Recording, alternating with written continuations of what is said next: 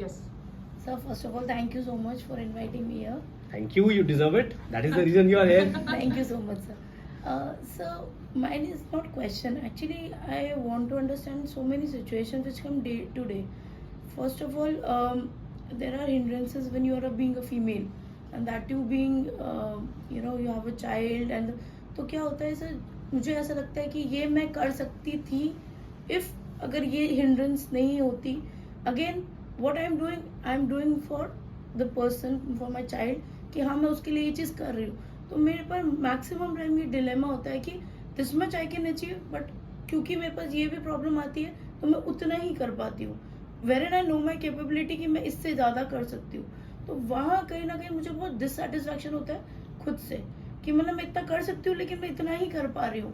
तो मुझे वो प्रोजेक्ट करने में, और जब आप कहते हो ना मी टाइम या सेल्फ एक्चुअलाइजेशन, जब आप खुद से बात करते हो, तो ये मेरा डेली प्रोसेस होता है खुद से बात करने में कि ये मैं कर सकती थी, या मैं ये इतना कर सकती हूँ और मैं इतने से रह जा रही हूँ, या मैं ये कर रही हूँ. और तो मुझे ये कहीं ना कहीं थोड़ा नेगेटिव कर जाता है. तो मैं इस चीज़ पे आपके थॉट्स सुनना चाहती हूँ. सो पहले तो चारू, फीमेल होना वीकनेस नहीं है, स्ट्रेंथ है. It is a big strength and I respect all the females for it, because corporate में बाहर हम कितनी ऐसी females को देखते हैं जो आपकी दिक्कतें ये आपकी नहीं है, ये दुनिया में सब females की है.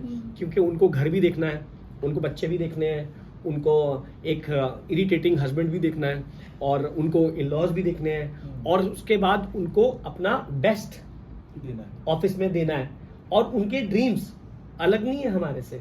जो मेरे ड्रीम्स होंगे वही आपके ड्रीम्स होंगे. आपको भी वहां पहुंचना है, मुझे भी वहां पहुंचना है. तो पहले तो ये बहुत बड़ी रिस्पेक्ट है कि फीमेल्स इतनी चीजें, ये मल्टीटास्किंग स्किल्स हैं, ये सिर्फ फीमेल्स में हो सकती है, ये हम में नहीं है, ये आप में है. और जब भी मैं किसी फीमेल को देखता हूँ मैं हमेशा सोचता हूँ यार ये मेरे से बहुत ज्यादा इंटेलिजेंट है. ट्रस्ट मी, सिर्फ बोलने के लिए नहीं बोल रहा हूँ. Females are born with super intelligence and a vibe. जो एक फीमेल को वाइब आती है ना अंदर से, जब भी कुछ गलत हो रहा है या होने वाला होता है, वो मेल्स में नहीं आती. तो भगवान ने ब्लेस करा है आपको. एंड आपको मैं बताऊं, फाइनेंशियली एबल होना एक फीमेल के लिए बड़ा इंपॉर्टेंट है. अब आते हैं आपके क्वेश्चन पे. आपको अपनी प्रायोरिटी सेट करनी है चारों. हम लाइफ में अपनी प्रायोरिटी सेट नहीं कर पाते, हम कंफ्यूज होते हैं. हम सोचते हैं यार मेरे को ये भी चाहिए, मेरे को ये भी करना है, मुझे वैसा भी करना है, बट मेरे से हो नहीं पा रहा. बहुत इंपॉर्टेंट है लाइफ में अपनी टॉप 5 प्रायोरिटीज को चूज करना. अगर आपकी प्रायोरिटी आपके बच्चे हैं तो आप प्लीज बच्चों का ही ध्यान दो, क्योंकि आपकी वो टॉप प्रायोरिटी है. अगर आपका टॉप प्रायोरिटी घूमना है तो आप उस चीज का सॉल्यूशन फाइंड करने में टाइम लगाइए, ना कि कंफ्यूजन फाइंड करने में कि मेरे को घूमना भी है, मुझे बच्चों को साथ भी लेके जाना है, मुझे काम भी करना है, तो मैं कैसे करूं. सो हम क्या करते हैं, जब ऐसी क्रिटिकल सिचुएशंस आती है हम कंफ्यूज हो जाते हैं, हम नर्वस हो जाते हैं, हम उन सिचुएशन से डरना शुरू कर देते हैं. आइडिया डरना नहीं है, आइडिया कंफ्यूज होना नहीं है, आइडिया उस चीज को सोल्यूशन फाइंड करने की. फॉर एग्जाम्पल, 2 बच्चे हैं, आप वर्किंग वुमेन हो. अब आपको लग रहा है यार 2 बच्चे हैं और मेरे को तो काम भी करना है, मेरे सपने हैं, मुझे लाइफ में आगे बढ़ना है. तो आप क्या करोगे, आप एक फुल टाइम मेड ढूंढना शुरू कर दोगे. सोल्यूशन आपको सोल्यूशन ओरिएंटेड होना है. तो आप सोचोगे यार मेरे बच्चे भी तो पालने हैं, चलो मेरे को काम भी करना है. और मेरे को काम क्यों करना है, बिकॉज मुझे अपनी फैमिली को सपोर्ट करना है, मुझे अपने बच्चों को आगे बढ़ाना है. तो मैं क्या करूं, क्या मेरे इन-लॉज शिफ्ट हो सकते हैं? अच्छा, नहीं हो सकते. क्या मेरी मदर शिफ्ट हो सकती है? चलो नहीं हो सकती. तो क्या मैं फुल टाइम मेड अफोर्ड कर सकती हूँ क्योंकि मैं काम करके पैसे कमा रही हूँ? ये सॉल्यूशंस है. सो आपको लाइफ में जब भी किसी कॉम्प्लेक्स सिचुएशन में आना है, you have to find ways of solving the problem, not confusing the problem. जब आप प्रॉब्लम सॉल्विंग के एटीट्यूड से काम करोगे, आप अपनी प्रॉब्लम्स को सॉल्व कर पाओगे. लेकिन अपनी प्रायोरिटीज पे काम करना और अपनी प्रायोरिटीज को चूज करना, ये सबसे इंपॉर्टेंट चीज है. ये सर एक चीज़ और, अगर मैं करियर पॉइंट ऑफ से देखूं, मैं आपसे जानना चाहता हूँ कि हम कैसे अपनी growth plus opportunity and opportunity cost पे मैं एक बार आपसे बात करना चाहती हूँ. हंगर मैं लाइफ में यहां तक इसलिए पहुंचा हूं because I was very hungry that I want this to happen. जब आप अपने माइंड को प्रिपेयर कर लेते हो कि मुझे तो ये चीज चाहिए, वो चीज आती है. So I believe in law of attraction. मुझे लगता है जो चीज आपको चाहिए आप यूनिवर्स में डाल दो, और यूनिवर्स इतना गिविंग है यूनिवर्स इतना आपको देना चाहता है कि हमें पता नहीं है। सो आपका जो करियर है उसके लिए आपको सबसे पहले तो डिसिप्लिन्ड होना है। डिसिप्लिन्ड होना है बहुत इंपॉर्टेंट है। बहुत सारे लोग मैंने देखे हैं जो सुपर इंटेलिजेंट थे, सुपर ग्रेट थे, बहुत अच्छा कर सकते थे, लेकिन क्योंकि वो डिसिप्लिन नहीं थे उनका वो इंटेलिजेंस किसी के काम नहीं आया। सेकेंडली, सक्सेस आसानी से नहीं आता। आपको रोज एक नेल को दीवार में हैमर करना पड़ता है। आप एक बार हैमर कर दोगे, दीवार टूट जाएगी, नेल टूट जाएगी, वो स्पेस बन जाएगी। आइडिया वो नहीं है। Idea is to keep hammering the nail every day. अगर आप ये एफर्ट्स कंसिस्टेंटली करोगे तो आपको सक्सेस मिलेगा। तीसरी चीज, it is all about timings. Success timing से आता है। आपके सक्सेस की अपनी डेफिनेशन है, मेरे सक्सेस की अपनी डेफिनेशन है। अगर मुझे वो सक्सेस चाहिए जो मैं चाहता हूं, तो मुझे ये देखना है कि वो सक्सेस मुझे कब तक चाहिए। हम क्या बोलते हैं, हम ना एक ब्रॉड एक लाइफ बना लेते हैं कि चलो ये मेरे साथ हो जाएगा। हमें ये नहीं पता कि वो मुझे कब तक चाहिए। जब तक आपके पास स्टेप 1, स्टेप 2, स्टेप 3 क्लियर नहीं है, तब तक आप बड़ी पिक्चर नहीं देख पाते। तो हम इसको माइलस्टोन्स कहते हैं। आप आइडेंटिफाई करो आपका पहला माइलस्टोन कहाँ है, कब तक होना चाहिए, फिर आप उसके लिए मेहनत करो, फिर आप उसको अचीव करने के बाद दूसरे के लिए मेहनत करो, ऐसे तीसरे के लिए मेहनत करो। लेकिन बड़ा सोचना बहुत इंपॉर्टेंट है। लोग बड़ा ही नहीं सोचते। लोगों को लगता है यार ये मिल गया तो ठीक है, नहीं मिला तो। अगर आपका एटीट्यूड ये है कि नहीं मिला तो ठीक है, मतलब आप उस चीज के लिए ना तो सीरियस हो ना हंग्री हो। तो ये सीरियसनेस, ये हंग्री होना, ये बहुत सारा डिसिप्लिन होना और अपनी वैल्यूज के साथ कभी भी समझौता ना करना, ये वो रेसिपी है जो सक्सेस के लिए इंपॉर्टेंट है। ठीक है sir, thank you so much. Thank you Shahrukh.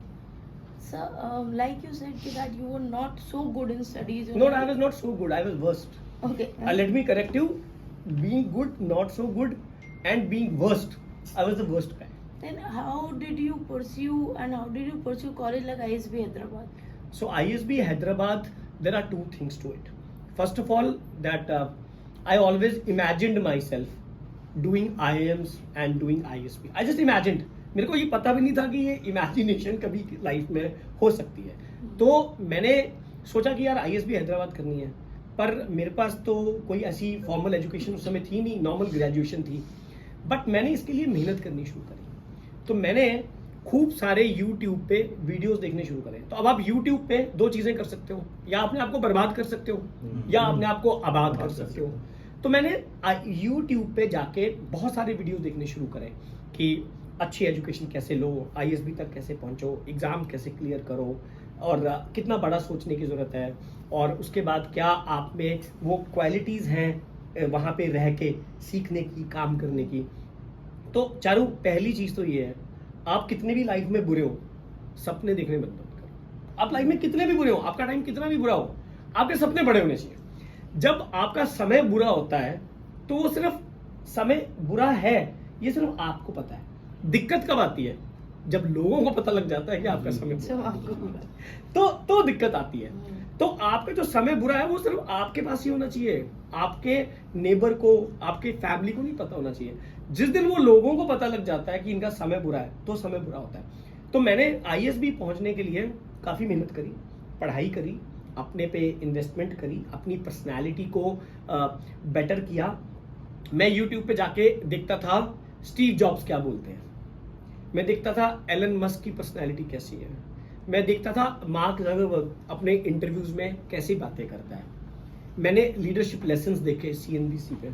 तो मैंने यूट्यूब को मिसयूज करा, ये सोच के कि मैं इन चीज़ों से कैसे सीख के यहाँ तक पहुँच सकता हूँ। और उसके बाद किताबों का सहारा और अच्छे लोगों का साथ में होना बहुत इंपॉर्टेंट है। कभी कभी लाइफ में सिर्फ अच्छे लोगों के साथ वक्त बिताने से चीज़ें ठीक हो जाती हैं। और मैं इतना ग्रेटिट्यूड देना चाहता हूँ कि मेरी लाइफ में इतने पर्सनल एंजल्स हैं जिन्होंने कभी भी मेरे पे गिव अप नहीं किया। They kept telling me you can do well, you try. कभी कभी हमारे अराउंड ऐसे लोग होते हैं जो हमें एक हाथ से ऐसे पकड़ के खींच के रखते हैं और हम पे गिव अप नहीं करते। और बहुत किस्मत वाले वो लोग होते हैं जिनके आसपास नेवर गिव अप वाले लोग होते हैं। तो मेरे आसपास जो मेरी पर्सनल एंजल्स हैं, उन्होंने हमेशा अपनी कन्विक्शन मुझे दी।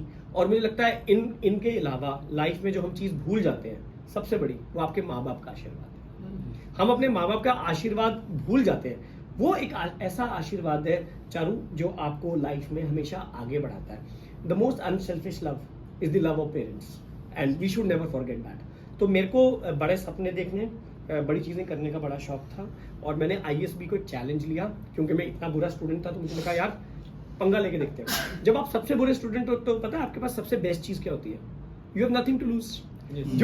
जो क्लास में फर्स्ट आता है उसके पास सब कुछ होता है टू लूज, क्योंकि वो जैसे ही फर्स्ट से सेकंड रैंक पे आएगा लोग बोलेंगे यार देखो इसके तो हाल बुरे हो गए, ये तो फेल हो गया।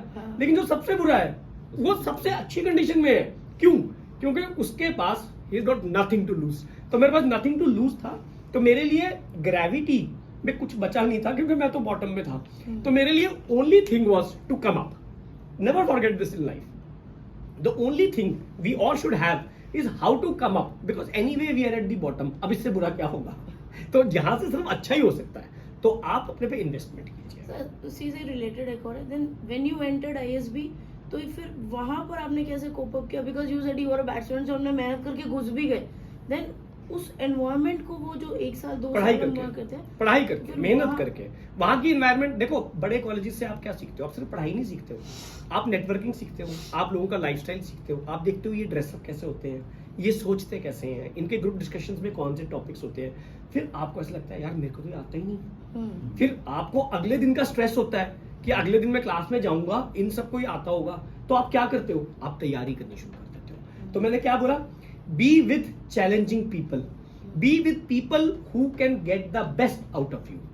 If you have such challenging people, then what will you do? You will try to be one of them. तो आप मेहनत करोगे, किताबों से मिल के, बैठ के, ग्रुप डिस्कशंस में इन्वॉल्व करके। ये चीज़ें बड़ी इंपॉर्टेंट है। तो मैंने ये सारी चीज़ें करी हैं। तो आपको देखो लाइफ में कोई भी आपके लिए अपना बेंचमार्क नीचे नहीं करेगा।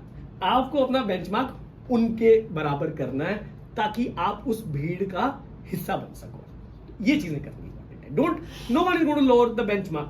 You have to increase your benchmark, to be in that group. So that is what it is. So always have high benchmarks. Thank you sir. Thank you. Sir मैं एक्चुअली आपसे पूछना चाह रही थी, जब भी हम कुछ नया प्रोजेक्ट लेते हैं हाथ पे, तो सबसे ज़्यादा ज़रूरी चीज़ें दिमाग में क्या रखनी चाहिए तो उस गोल को अचीव करने के लिए? लाइक अगर मैं आपकी बात करूँ, व्हेन यू स्टार्टेड रक्षक, क्या था आपके माइंड में, कैसे आपने इसको एग्जीक्यूट किया और आपका क्या जो माइंडसेट था कहाँ तक लेके जाना है? बिकॉज कहीं ना कहीं हम सब इस लेवल पे जाएंगे, आगे जाके लीडरशिप के रोल पे जाएंगे, तो क्या चीज़ें हैं जो दिमाग में ज़रूरी रखनी होती हैं सो दैट कि आपने जो सोचा उसको अचीव कर पाएँ? पहले तो सबसे इम्पॉर्टेंट चीज़ लाइफ में ये है, आपको अपने पे कन्विक्शन होनी चाहिए कि मैं ये कर सकता हूँ। हम कहाँ गलत जाते हैं? हम ये गलत जाते हैं, हमें लगता है हमें दुनिया से कम्पीट करना है।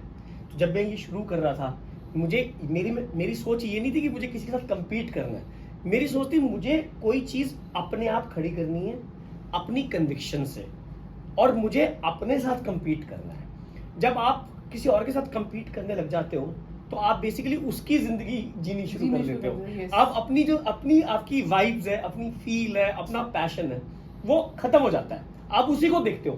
तो बेसिकली आपको अपना देखना है, इनवर्ड्स। हमें आउटवर्ड नहीं जाना, हमें इनवर्ड जाना है। हमें ये देखना है मेरी क्या स्ट्रेंथ्स हैं, मेरी क्या वीकनेसेस है, मेरे को उन वीकनेसेस को कैसे कैसे ठीक करना है, मेरी क्या अपॉर्चुनिटीज़ है इस काम में, और मेरी क्या थ्रेट्स हैं जो मुझे इन चीज़ों को ख़राब कर सकती है।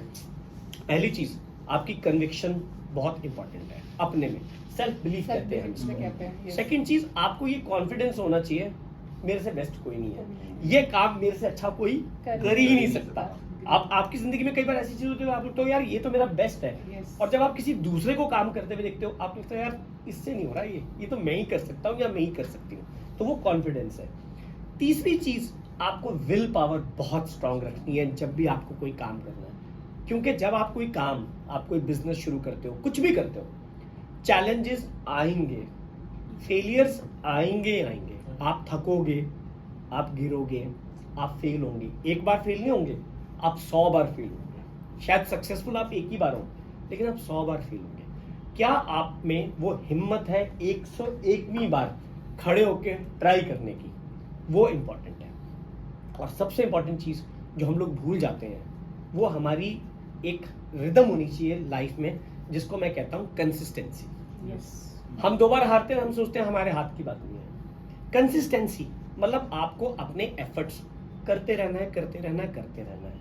कभी आपको कोई प्रॉब्लम आएगी, कभी कोई दिक्कत आएगी, आपको अपने हौसले को ये समझा के अपने दिल में रखना है, मैं करूँगा. और जब ये मैं करूँगा एटीट्यूड लाइफ में आ जाता है तो आप जीतना शुरू करते हो. और मेरी ये बिलीफ है कि लाइफ में consistency is very important. Thank you so much sir, thank you so much. Thank you.